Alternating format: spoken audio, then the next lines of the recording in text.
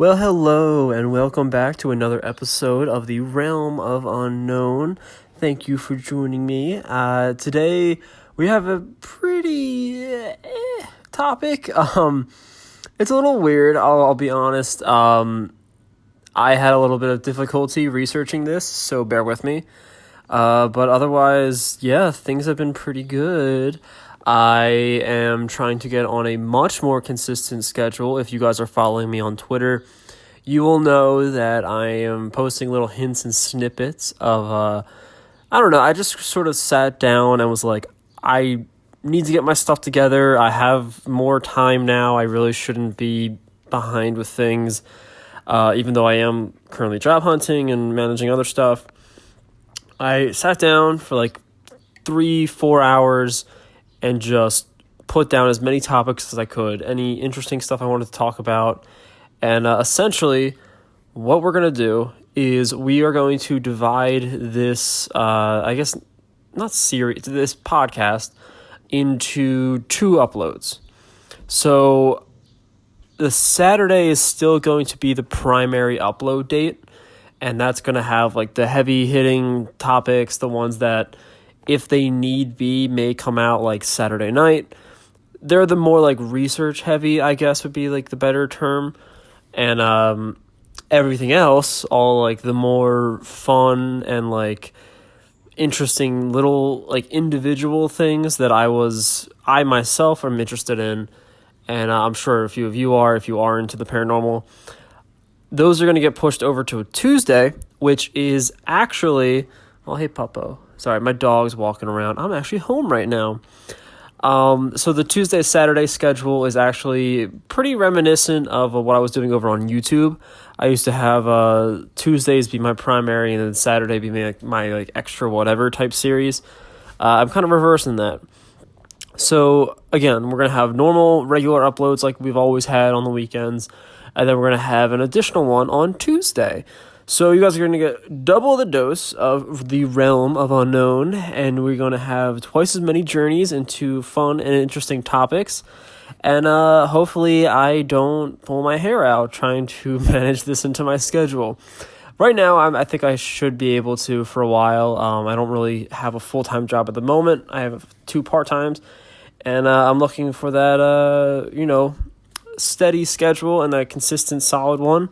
But in the time being, I have you guys and this podcast to be my little side hobbies. So I am very content and I'm very happy, and I'm hoping to share some of that and share some of this excitement for these topics with you guys. I'm sorry, there are a lot of birds outside for some reason. I don't know what is going on in the tree. We have a purple leaf plum. For some reason, a lot of birds seem to like that one. Okay, so today's topic, I should just get into it. So today's topic's a tiny bit shorter when it comes to the research side, because with the paranormal stuff, it was actually surprisingly hard to get into. But I have technically visited this location before. I almost went on a paranormal investigation there back in the early spring. However, I was unable to do so because it conflicted with a current project I was handling, which was my thesis at the time. And I'd rather pass college than attend this. It was on like a Tuesday night too, from like 8 to 12:30, and I was like, I don't know if I want to drive to Camden and then sit on a boat and then come back. And so our topic today is on a boat.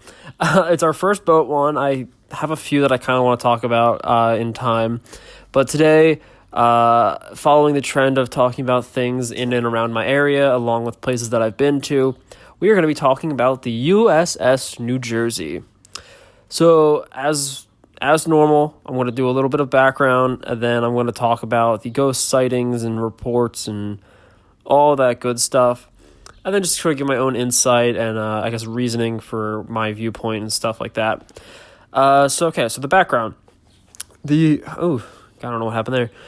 The USS New Jersey is labeled as the Iowa-class battleship, and it was actually the second ship within the United States Navy to be titled the New Jersey. I can't find where the first one was. It's not important. We're only talking about this one. The New Jersey earned more battle stars and combat actions than all the other Iowa-class battleships, I guess, throughout the entire history. I don't believe they've really made any more.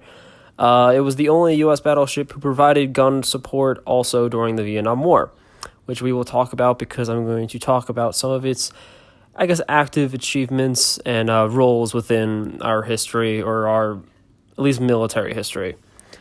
Okay, so like mentioned a little bit earlier before, the New Jersey was an Iowa class, and that's a fast battleship. These were designed back in 1938 by the preliminary design branch of the Bureau of Construction and Repair. She was officially launched a year after the bombing of Pearl Harbor. So she was launched on December 7th of 1942, and it was a big deal at the time. And she was commissioned soon after on May 23rd, 1943, in Philadelphia by Captain F. Holden. The ship ended up being the second of the Iowa classes to be commissioned in the U.S. Navy. I believe 4 were made. I can't remember. I don't know if I even wrote that down. I believe there was 4. The ship, or at least 5. The ship was christened at her launching by Carolyn Edison, wife of then Governor Charles Edison of New Jersey, who he himself was a former Secretary of Navy. So there's a big, long history of intertwined people who are important to this position. And funny enough, the New Jersey was actually named, besides all the other Iowa-class battleships, the New Jersey was specifically named at the time by President Frederick D. Roosevelt, or Frederick, dear God, Franklin D. Roosevelt, and this was all in order to pay back a debt for the guy that we just talked about, Charles Edison, who was the governor of New Jersey. He just I hear, name it after your state that you're currently in. It's so weird that you can just pay back a debt by naming something, but I mean it's prestigious, so I guess it makes sense. So moving along, we're going to go through a brief rundown of the New Jersey's history and the sort of activities that she and her crew participated in, to just kind of get a grasp of what it's gone through as a vessel and as the people on board. So as mentioned before, she was built during World War II, and in World War II, the New Jersey fired on targets both in Guam and Okinawa, and it helped screen aircraft carriers who were conducting raids in the Marshall Islands. Then, later on in history, during the Korean War, she was involved with raids up and down the North Korean coast, after which she was eventually decommissioned into the United States Navy Reserve Fleet, which is technically also dubbed the Mothball Fleet. It's weird. I don't know why they call it that technically. Gosh, Blondie. Okay. Well, my dog's Blondie, and she has a habit of crawling underneath tables, so bear with me. She likes being around me, and she likes being under tables. I'm currently using a table, so put 2 and 2 together. Okay, so where were we? So we're at the point in which the New Jersey was decommissioned, and now it's sitting in the reserve fleet. So she sat there for a little bit, and then was eventually reactivated in 1968 and was sent to Vietnam in order to support U.S. troops, before eventually returning back to the mothball fleet for a second time a year later in 1969, my mom's birthday. She was reactivated once again in the 1980s as part of the 600-ship Navy program.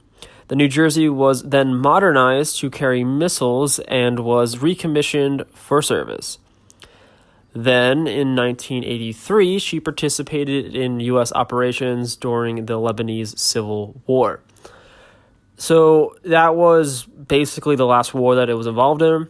And in 1991, after 21 years of service in the active fleet, she was officially decommissioned, which earned a Navy unit commendation, as well as along 15 battle and campaign stars for all of its combat operations during World War II, during the Korean War, during the Vietnam War, and during the Lebanese Civil War, as well as technically some service in the Persian Gulf, although I don't know how deep that went. the main four that you want to talk about and focus on are the Korean, Vietnam, Lebanese, and World War II. That's where most of this stuff, I should say, came from. So after a brief retention period, once again sitting in the mothball fleet or the reserve fleet, she was eventually donated to the Homeport Alliance in Camden, New Jersey. And that's where she began the transformation and now her official career as a museum ship in 2001 on October 15th. So yes, currently, as of now, the New Jersey is a basically floating city/museum that you can go on tours with, host events at, and just go and visit and have a lot of fun. I've been there a few times, and I'll talk about those coming up. And during all those times, I did not know that this place was haunted, so bear with me. I was technically invited to an investigation with the Hoop Paranormal Club, the one that I went to Laurel Hill with. I was invited to go to the New Jersey investigation in the spring, however, I wasn't able to. I heard it went well. I heard it was very cold, because again, they went in early spring and it was nighttime. It was like really late nighttime.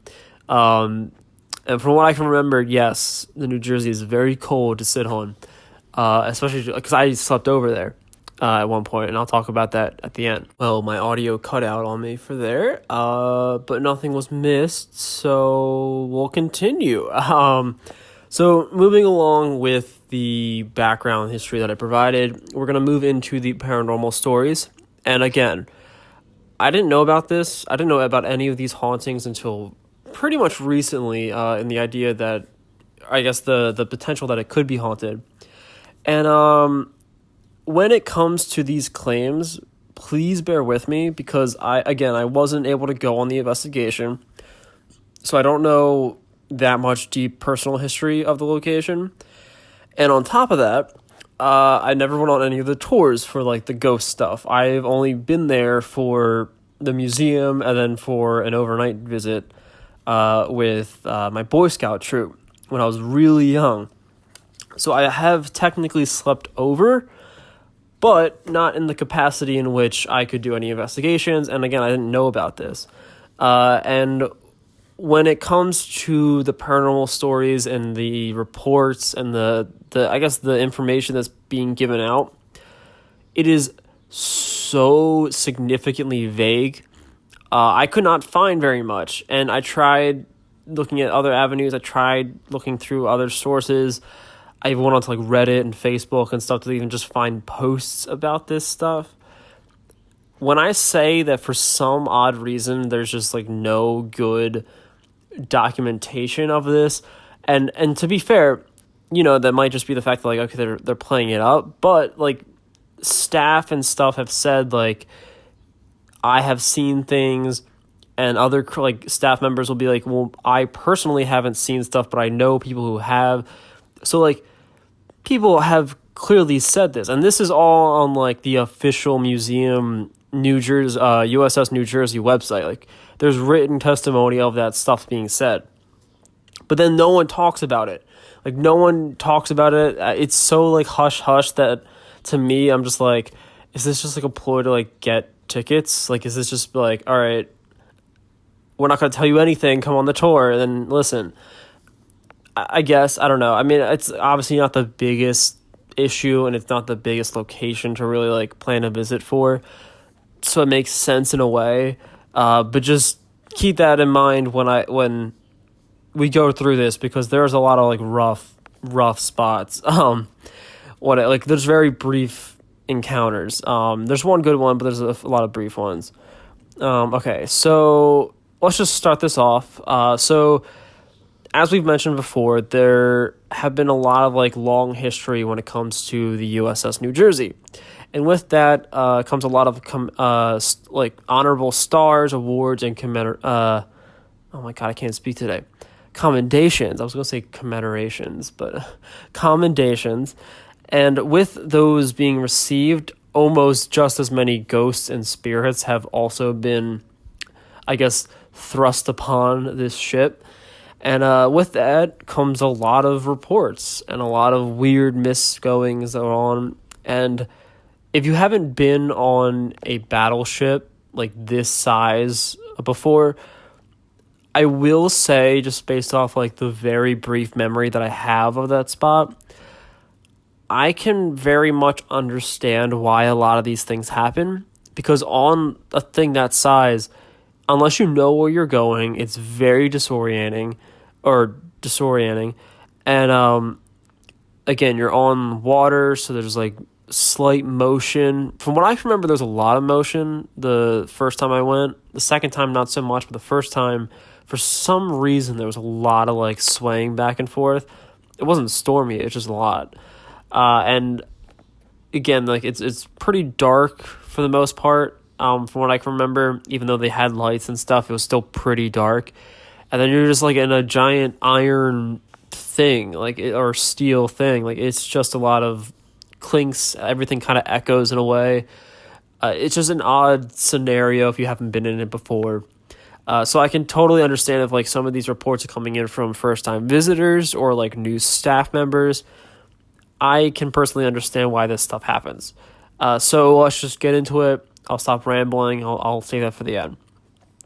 So to start us off, several spirits have been said to haunt the ship's brig, which essentially is sort of like the holding area of the ship, or like a sort of makeshift prison sort of spot. I'm no expert, but that's sort of like my way of simplifying what that is. It's essentially, just think of like a prison, not a jail, or I guess, yeah, think of a jail, not a prison, sorry. So down there is where shadow-like figures have been reported roaming around and often settling down. In addition, there is very often reports from staff and visitors of someone whistling in the darkness, because again, this place gets pretty dark and there's no lights on. Again, this being down in the brig, it is believed that possibly that this is someone who was once imprisoned on the ship at one point, because they did have prisoners throughout like the duration of its service, so it's completely plausible. During the New Jersey, okay, and also the whistling is often reported with a lot of investigations, as well as people who are alone. Like it is very like spontaneous. Like you shouldn't be hearing whistling, like that type of stuff. So that's sort of like when people like really report that sort of thing happening. And for some reason, the brig seems to be like a major thing. It makes sense because like trauma and that sort of energy is kind of tied hand in hand with that sort of environment. So moving on, I keep saying that a lot. During the Korean War, one soldier was actually killed on duty upon the ship, and the spirit is one that is said to roam up and down the hallways basically throughout the New Jersey. And if you go on the tours for the ship today, you can actually go to the location in which it is believed that he passed away. And that's like a major landmark milestone of like the ghost side, the paranormal tours that they host there, is that you'll go and you'll visit the spot in which this sailor passed away. I don't know why they highlight that sort of stuff so much, but he's said to move up and down the hallways and the corridors, and there's a lot of them. There are also apparent reports of ghostly unseen hands that push or shove people, almost in an attempt to prevent them from entering certain areas of the ship. Sudden, unexplainable bouts of dread and nausea have also been reported. It's something that both guests and staff have claimed, although some of this may be attributed to seasickness. And bear with me here, because again, I'm not an expert on anything, but even though the ship is docked, and even though it's not moving technically, you still are. And it's huge, and from what I can remember, there was a lot of motion. It took a while to really get comfortable to it the first time I was there, but I was there overnight, so within a few hours I was fine. Like I was completely adjusted to like the swaying. You just kind of like ignore it in a way, and you just sort of like your vision focuses, your balance gets like pretty steady. But I can totally understand because the tours themselves are only roughly about like an hour and a half. I can totally understand some random person who's never been on like a boat really just kind of feeling that way. And this is only attributing really to the nausea of what people are feeling, not so much the dread. Although, I don't know, I guess if your like center of balance is kind of off and you're like in a new environment, you're all closed in, I can kind of see that happening as well. But I don't know, this is just me trying to give an explanation to what might possibly not have one. Just trying to satisfy both sides of the story here. So in relation to those claims of people being pushed and that sort of like wave of nausea and dread and like just feeling horrible, there is actually a report, and this comes from a article that I found that is in relation to a group called the Jumps Investigators, or I guess Jumps. And what they are is a Salem County, which is in New Jersey, group, which their acronyms stand for the Jersey Unique Minds Paranormal Society. So this is just another paranormal investigation group that is based in Salem County, and they do a lot of trips around New Jersey, PA, like the tri-state area. And they were on an investigation here on the New Jersey, or the USS New Jersey. And it was led by the founder, Doug Hoggett Jr., and this was investigated back in 2013, so a few years back.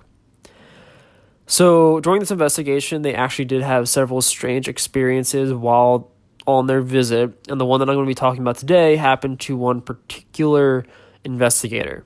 I'm not going to give names because they didn't really give names either. They kind of wanted to keep people somewhat anonymous, except for the founder, because I mean his face is plastered all over their website. It's not a good website. So the group at the time was near the front part of the ship where the anchor and the mooring lines were kept. So I guess they were just doing an investigation. They were doing EVPs. They were just sort of getting a grasp of the environment. They don't go into super great detail as to like why they're there, the context, but to each their own when it comes to storytelling. So at this point, they're up in the front, and one investigator believes that she heard footsteps on the staircase to her left. So, like any, I guess, good investigator or brave soul would be, she walked over to the stairs in order to investigate, and she began to make her way up them in order to see if, anyone ran up.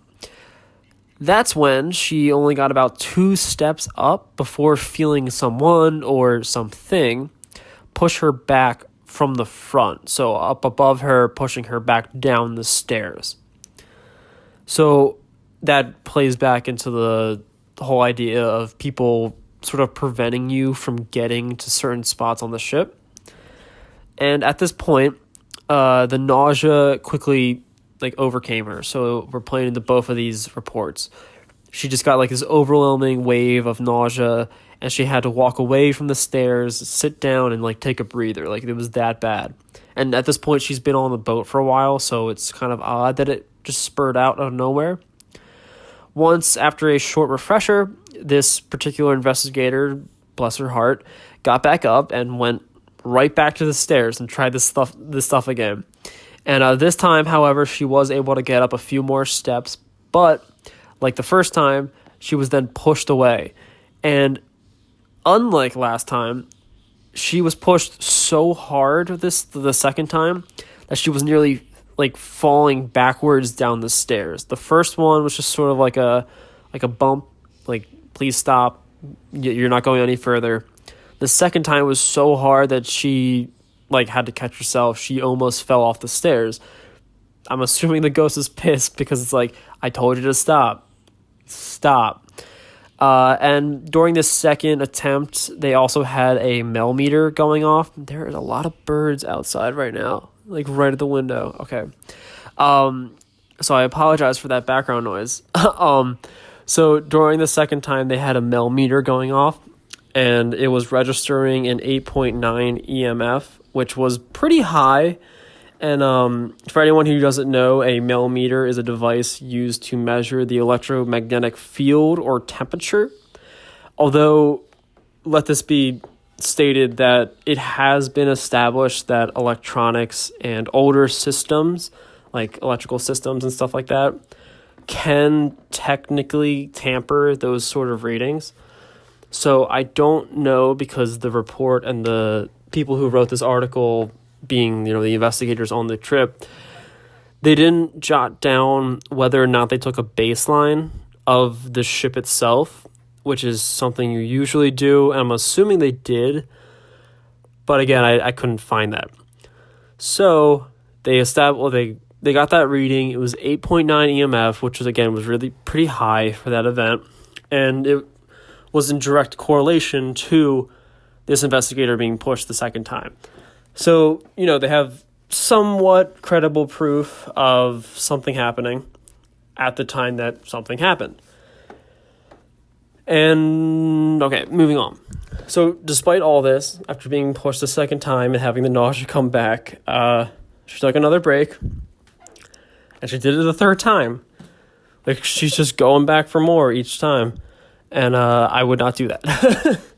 I would not be that crazy. I don't mean crazy, I would just say brave. But she did. She went back a third time, and then the story stops. So I'm assuming it didn't happen a third time. Hence why the story stopped. They didn't have more to, talk about. So they just kind of stopped it. And yeah, so that was like one of the more detailed and more, I guess, like somewhat credible, because there was more than one person there. They were on a group thing. It makes a little more credibility to the fact that, hey, something may have happened. Granted, she could have easily just, I don't want to say faked it, but, maybe played it up a bit more. You know what I mean? I don't know. I wasn't there, so I can't really weigh in too much. But I will keep talking about the other stuff that happened here, which is not much. Like I said earlier, there's not a whole lot that happens on this ship, aside from, like, the usual sort of paranormal type stuff. So with that usual stuff, they have a lot of sudden, like, gusts of wind and a lot of cold spots that, like, seep throughout the ship. Again, bear with me, like, this is all in the corridors and the hallways, pretty much throughout the USS New Jersey. But again, it was very cold. Like, it's a very cold environment. There's really, like, if you're in the center and stuff, there's no, like, windows. There's really technically no, like, really, really great heating system, from what I can remember, at least. Like, we had to bundle up, and I believe we went, like, late summer, like, early fall, and we still had to bundle up while on there. So, but they still report, like, really sudden, really cold, like, waves that just sort of flow over you and keep moving through. So that's a little weird. And finally, because, it is a haunted location, and like all haunted locations, the USS New Jersey is also accompanied by the rather, I guess, common reports of paranormal stuff. So this would be like the mysterious and disembodied footsteps, like we mentioned before with the investigator. That, however, is reported pretty much throughout the ship, as well as random, just out of nowhere, there shouldn't be anyone else around type bangs and knocks, tapping. A lot of these seem to be sort of like mechanical noises, as well as if maybe someone's still working on the ship. And most creepy of all, disembodied whispers. People are just, like, whispering throughout the ship. Although this isn't my opinion, because I put, like, a little extra bullet point for this one in particular. In my opinion, the worst out of all these reports is the fact that, quote, there are reports from within the latrines of the ship, so the bathroom areas. There are reports that say that ghosts, like plural, have been reported to slam doors shut while people are in there, or just slam them shut and then you go there and there's no one there at all. Or, and this is terrifying, tell people that are in the latrine to, quote, go away. Like, there's just some ghost hanging out in the bathroom, just like slamming doors, yelling at people. I would be I would thank God I'm in the bathroom because I'm gonna shit my pants. Like, you know what I mean? Like, in any other scenario, I'd be scared, but I'm in the bathroom. You're so vulnerable in that scenario.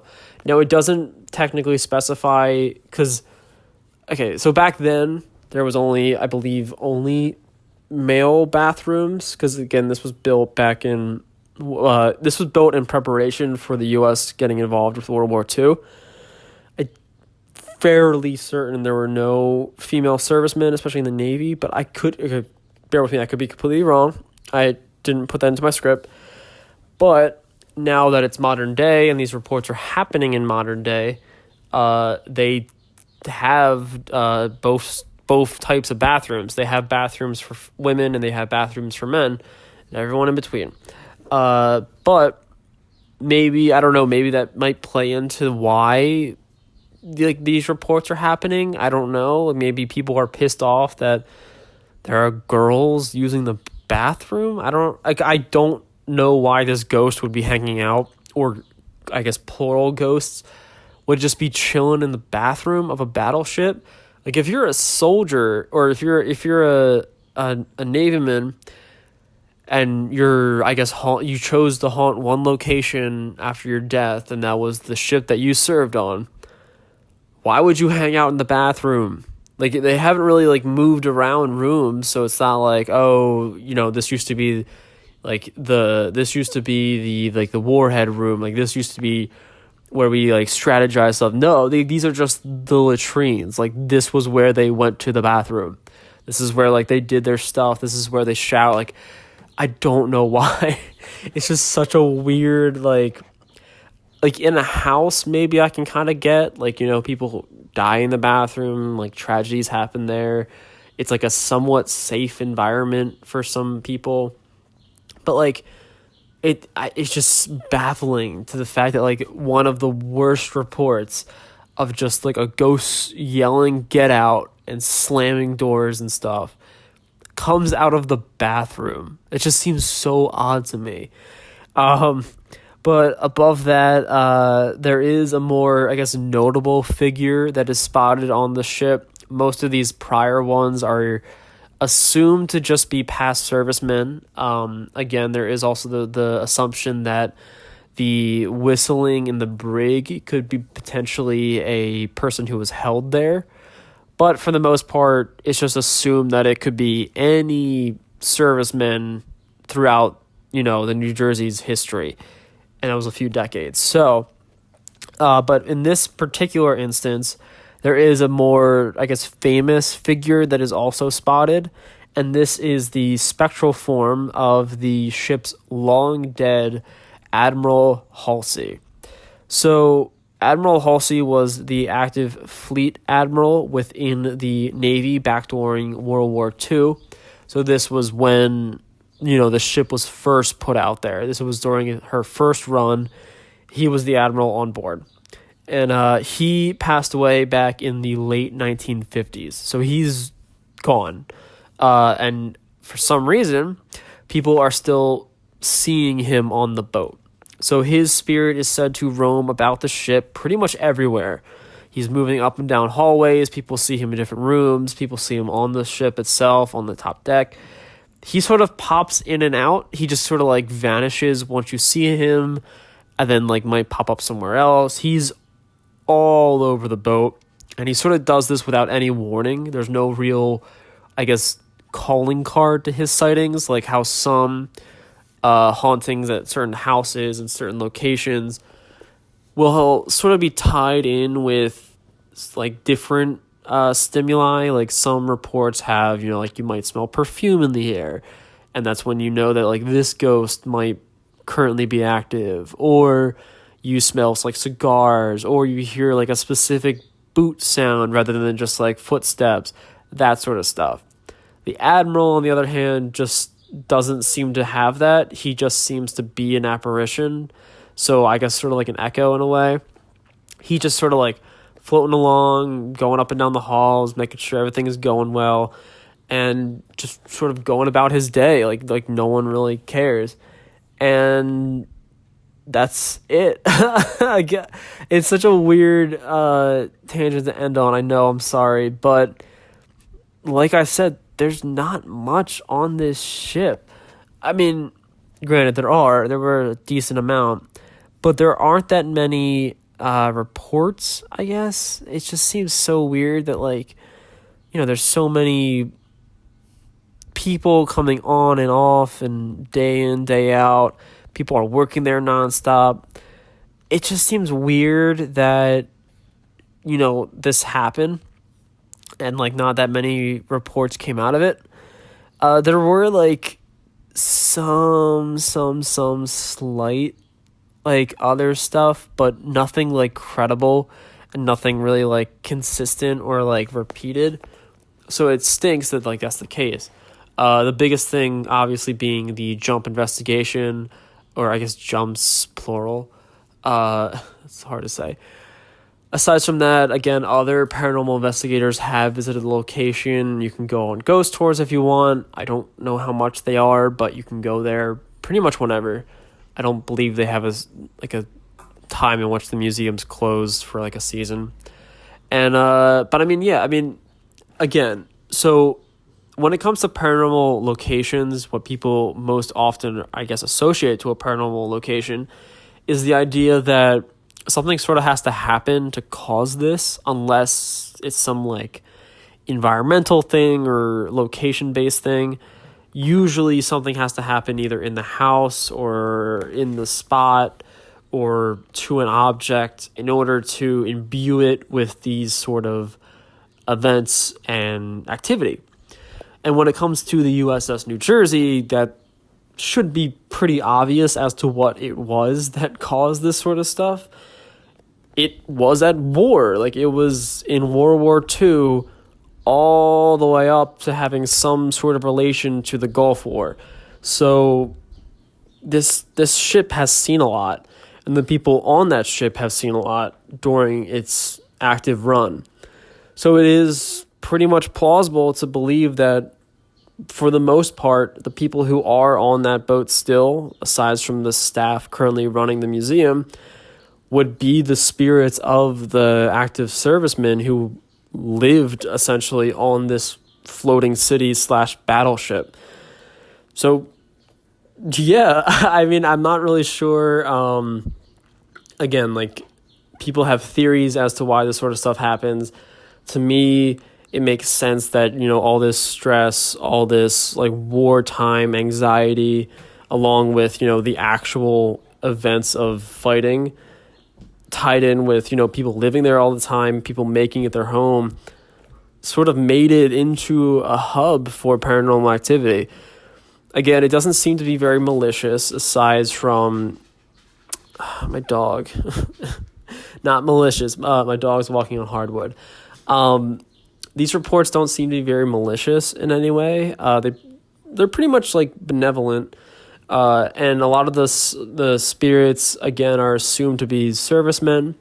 Aside from, the people yelling at you to get out of the bathroom and, shoving, nothing else really seems that bad. And, both of those could have explanations. Again, I said the bathroom thing could potentially be due to the fact that back then they only really had guys on the ship. So it would make sense as to why, girls going to the bathroom might be odd for these dudes. Like, it's like, you're in the male's bathroom. Why are you here? They're jaded. I don't want to speak ill of the dead, but, like, it's a different time for them.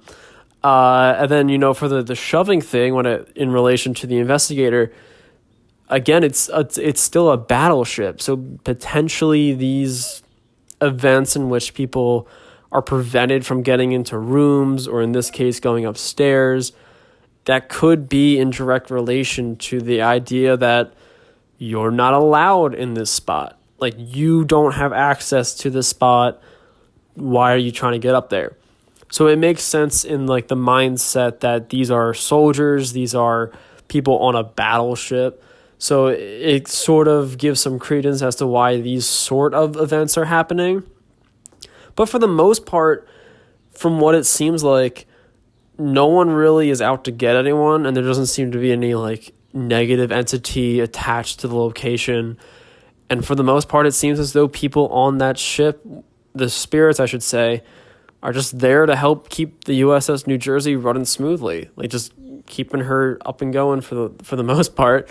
But I don't know. I don't know. I missed out on the investigation, which stinks. But I hope to go on one soon. I don't know. I might plan out a tour to go to visit the location. I do want to go to a lot of like more close by spots in order to like either go on a tour, like I said, or go on an investigation with a group or with like friends or like by myself if I can like be attached to like another bigger group, I guess. I almost did that with Fort Mifflin.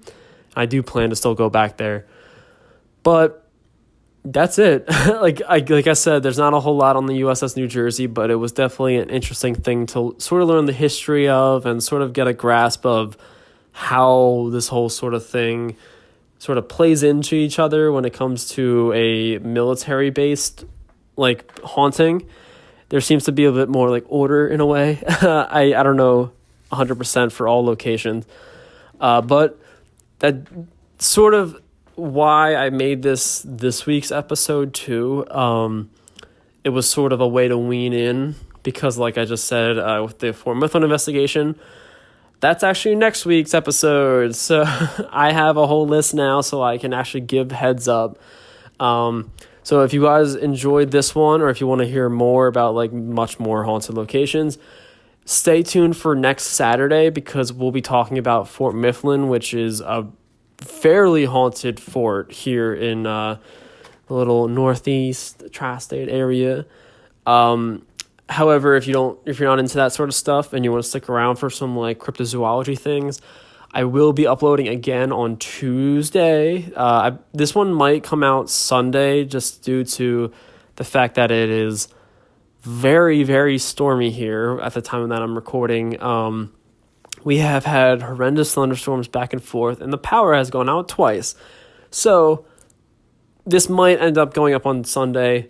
It's supposed to be up on Saturday. But if you are not interested in the paranormal and you're not interested in the Fort Mifflin story that's coming out next Saturday on what day is that?